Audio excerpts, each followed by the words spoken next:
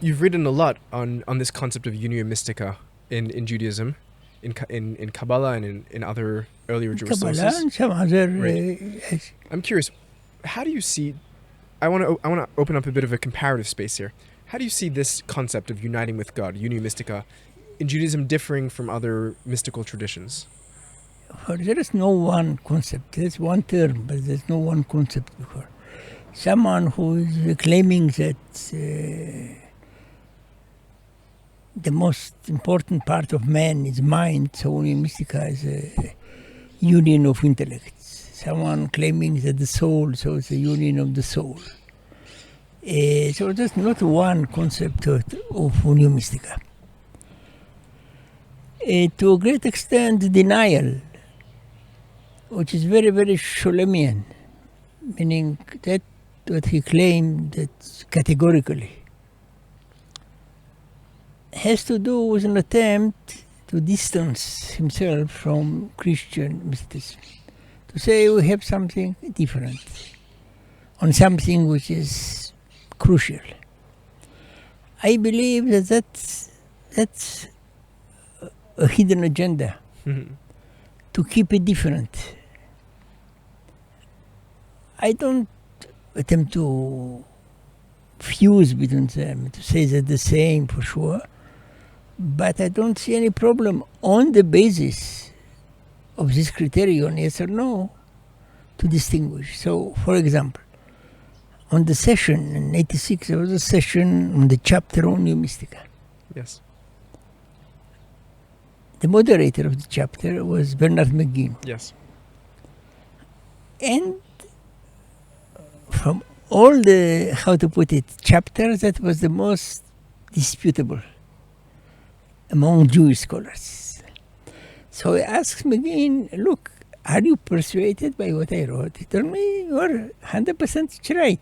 Right.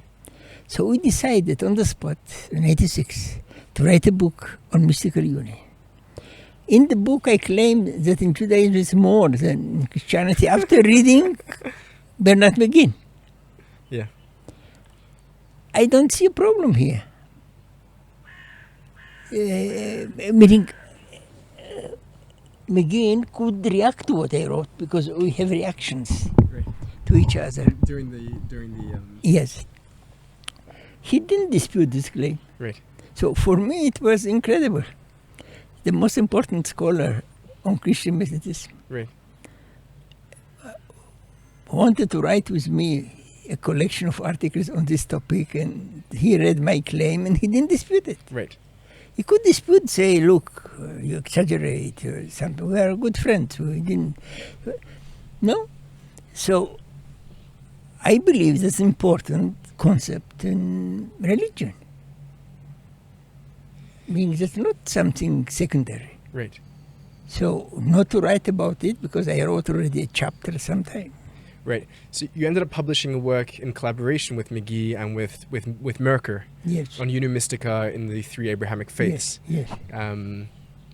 Over there you speak about Jewish mysticism and Unio Mystica there, Yeah. and it's in the context of the other two discussions, but you don't so much directly speak about your own sense of comparison. But you're saying now that in Judaism it's more present than in Christianity, Yeah. which is a wild claim, Yeah. particularly coming from Shalom. But I'm curious, what is the nature or flavor of Jewish Unio Mystica that's different than the Christian Unio Mystica and the Muslim Unio Mystica for this context? One, because it is active.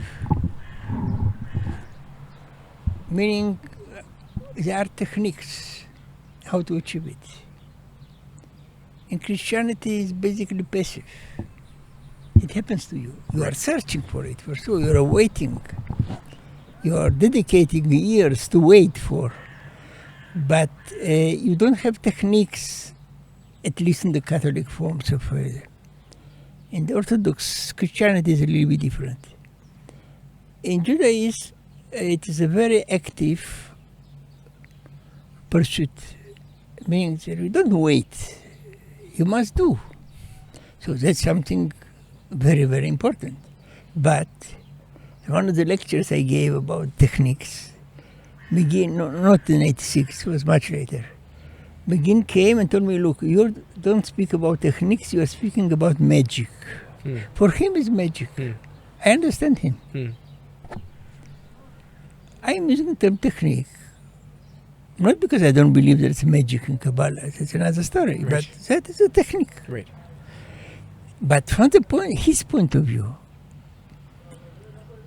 you cannot force mystical union Right. because it's a matter of divine grace. Right. Jews don't speak about grace. That's a huge difference. Right. It's a real difference. Yes.